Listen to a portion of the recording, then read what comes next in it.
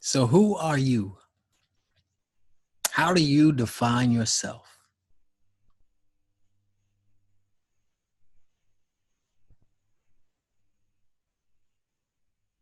What ideas come up when you just sit with that?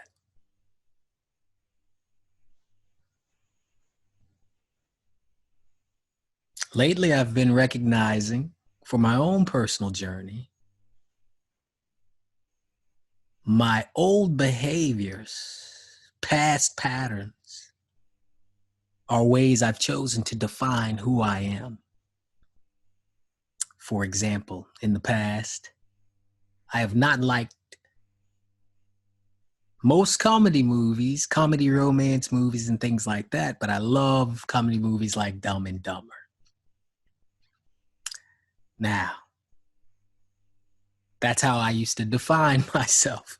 I don't like this, but I do like that. So preference, behavior.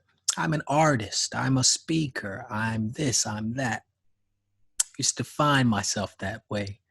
And recently, I've noticed that my typical behaviors, not only are they changing, but that when I define myself by those behaviors, by those preferences, by past things, it can be limiting to what I desire to be. Sometimes I don't even notice it. We are creatures of habit at times, creatures of conditioning at times.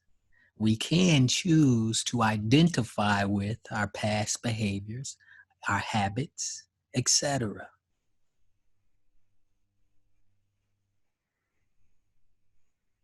Recently, I broke my ankle and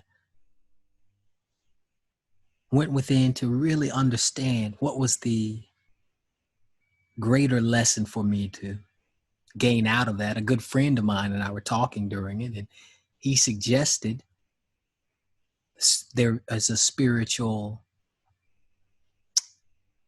counterpart or meaning to this as being inflexible and having difficulty receiving pleasure. So I sat with it and went within to ask that knowing we all have access to, is this accurate? Is this for me? And by the way, everything I say, I invite you to do the same.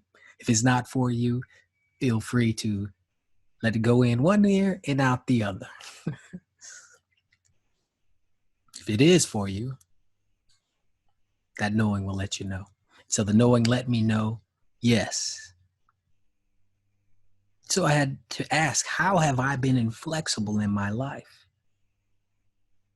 Spoke with my wife and she explained to me how she saw my inflexibility. And in my surprise, I could see it and was shocked. Wow, I have been inflexible. The different ways was very eye-opening, actually, because I wouldn't have considered myself as rigid as that helped me see. Now, that rigidity served me for some time. I was blessed to go to West Point Military Academy, learned a system of being rigid, got out, realized was not the perfect fit there long term, got into this civilian world, as they call it, and began to learn discipline and different things. Was still an artist and a creative, but that discipline and that rigidity in certain circumstances served me. I began to see how it was no longer serving me. So my typical behavior had become a limiting, conditioned way of thinking and being, thinking of myself and choosing to be. And this time has been very helpful in retrospective, but also in just letting go of that old story. So now I'm doing new things. Like when we pick movies, we used to have rules about what types of movies I would like. And lately Just listen to spirit and say, okay, pick whatever. And my son wants to play certain things or games, video games that I wouldn't necessarily want to play with him. I listen to spirit. Spirit's like, go ahead. I'm like, all right, this is now for me. Letting go of those old preferences, resistance, rigidity, etc. And what it's allowing me to do is serve in a new way, to just be present with others in ways that I would not normally want to be present.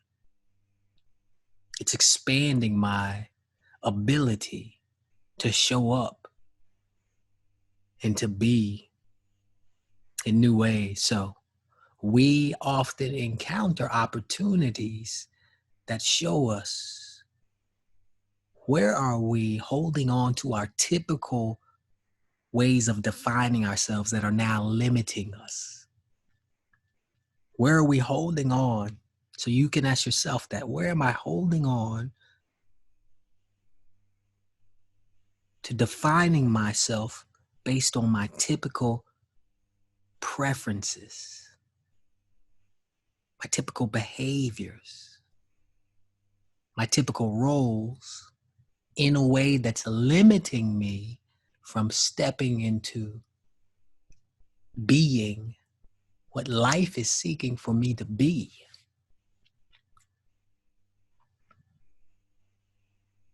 Another way that's occurring for me is spirit is showing up in an abundance of opportunities, and I'm listening to what's mine to do and getting to step into many things, more things than I would necessarily choose based on my previous experiences in previous, quote, knowledge or wisdom. I would think would be wisdom, but I'm depending on this other wisdom that I've learned to trust and relying on that. It supersedes what's typically viewed as wisdom of the world, for example. So in my experience, as I've learned to listen to spirit, where it takes me is a place of reliance that goes beyond the typical and enters what we call spiritual, but is really just the essence of what is. But we'll use the word spiritual because it transcends the limitations of the physical, typical world, typical behaviors, typical patterns. Where is life asking you to let go of the typical ways you've behaved, typical ways you've perceived what's unfolding, typical judgments that keep repeating, typical resistance, typical frustrations, typical ways of dodging? Another great benefit of laying on the couch with leg elevated for days on days, so I've had plenty of time to go within and meditate, be with what's arising, and make peace with the changes, with the sensations, with what we call pain. Make peace with these different things, and make peace with when I have a challenge making peace. When I don't necessarily feel peace, but can I accept what's arising anyway? The fears, the different energies. The reason I'm learning more and more and deeper that an energy arises and I suffer is when I resist it, I judge it, I have some form of view of this that it is not well, it is not for me, and I thus operate from that lower level of consciousness that is misperceiving the energy, misperceiving what's arising. And thus, through that misperception, I create my own suffering. The fear arises. What I've been doing lately, for example, is allowing that energy to arise and noticing that energy And what it feels like when I'm operating from that lower level of consciousness, then I align. And what's the quality of that energy now? My experience of it changes. The energy didn't necessarily change, but my experience of it is like above it, higher frequency and harmony and blissful, versus resistant, lower and under it, or what have you. It's very nuanced, but I've noticed of energy, there can be two sides of it that we experience based on the quality of our thoughts. That's the law of choices. Our experience is determined, or the quality of our experience is determined by the quality of our thinking, quality of our thoughts. Higher level thoughts lead to a higher level experience.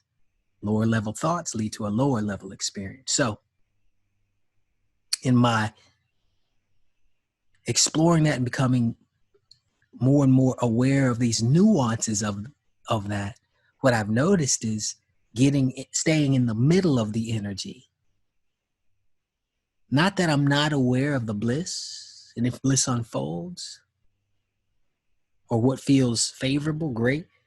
Not that I'm not aware of resistance and what feels like suffering, great, but that if I'm able to play in that space of even being aware of both, and then recognizing and accepting the energy, that neutrality of it seems to create an integration for all of it, where the energy can be, and the positive and negative perception of it are there, yet I'm somehow just staying in the energy without being sucked either way.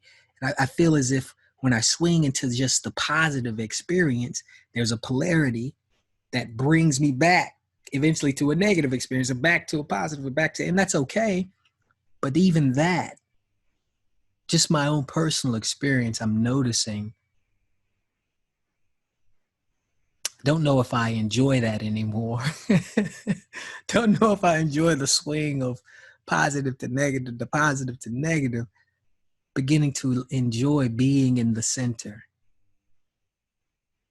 Now, does that mean alignment takes you to the center? Presence always takes you to the center? I think we get to choose. That's what I'm becoming more aware of, that we get to choose. And what serves you now may not serve you later. You may choose differently, even in being present with something. You may choose bliss and want to know what that feels like instead of being in the center. You may choose, better way to put it, choosing the positive may be more blissful than choosing being in the center. And resistance and suffering may be more blissful to you when you're present. Could that really be the case? That's just my experience. Take it for what it's worth to you. But what I'm noticing now is being in the center in some experiences I find more blissful than being in, quote, the positive or the negative of it, of the energy. So I think as we expand our awareness, we get to choose. That's the beauty of it, the sovereignty of it. And there's no right or wrong of it. It's not right for you to decide, oh, your path is to become centered. Your path is to become or experience energy from a neutral place, not a positive place. Don't get too happy. Don't get too blissful. Your place is not to get too sad. It's just what we choose to do with it. So through our practices and experiences that help us see the things we are creating that are causing suffering, the typical beliefs and identification with those beliefs, it is our spiritual practice that assists us in recognizing what's ready to be let go. What's actually keeping us from accepting more of the love and allowing more of the love that we are to flow, because everything and everyone, including you, as my good friend Rika says, is love. Everything and everyone, including you, is the loving energy of Source. Everything and everyone, including you, is loved by Source. Everything and everyone, including you, is whole and one with Source. Powerful lessons I've been integrating with that bring me a sense of peace, a sense of wellness, a sense of wholeness. So I share them with you. Take it with a grain of salt. Maybe it's for you, maybe it's not. Maybe that's not gonna serve you right now. Maybe it serves you to take a stand against something right now, to see what that feels like, and that's okay. It's all permissible. How does it feel?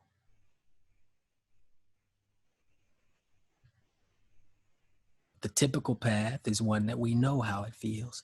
Feels like separation, feels like there's never going to be an end to the conflict. I was brought up in the Christian religion, and the story of Cain and Abel, Adam and Eve, they make this mistake and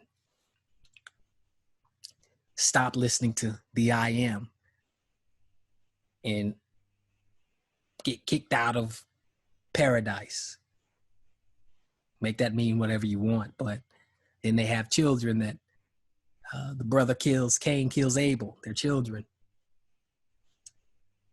And ever since then, in that story, you see this cycles of suffering, cycles of conflict.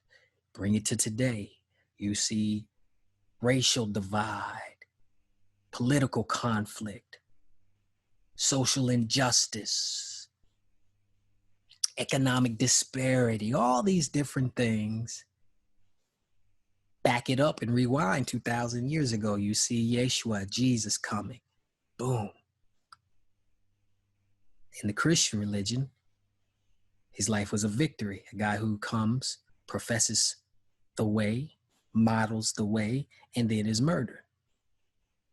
And death does not stop him. 3 days later comes back. So in that religion, whether you like it, believe it or not, is not my topic here. Looking at the storyline of it, typical ways of being and thinking. It's very atypical. How you see yourself. This storyline was someone who came and saw himself as one with God, but wasn't arrogant about it, was humble about it, and was obedient to God, made himself obedient to the I am, and didn't succumb to the desires or misperceptions of form or of the flesh, the typical conditioned, limited thinking of the flesh, but instead made himself obedient to the I am, the spiritual mind, because he defined himself as one with the Father, one with the I am, Elohim, Yahweh. When we begin to define ourselves as one with the Father, Mother, God, Elohim, Source, universal field, whatever description or label that only points to what is, when we begin to align ourselves with that source, we move out of the typical. We make ourselves available to what we'll label the spiritual, but really what is the essence And it expands our awareness and helps us see where our typical behaviors are no longer serving us, and we're able to expand into more love, more flow, receiving and giving. So that's the invitation. And again, it is important to note nothing I say is the truth. It's all an illusion. It's just a reminder that you get to choose the quality of your thoughts. So hopefully it triggers something in you to look at the quality of your thoughts, that you might examine what's the quality of your experience. How is this feeling right now in this moment? How does it feel? What's arising for you? Are there typical patterns and things you are identifying with arising now? Thought patterns, energies, etc., labels, experiences, concepts, what have you, that may be limiting the flow of love or limiting experiencing the perfection of now, the oneness of you and I and all that is, the power that you have to shift into whatever fulfillment is meant for you now. The invitation is exactly that. To become aware in this moment.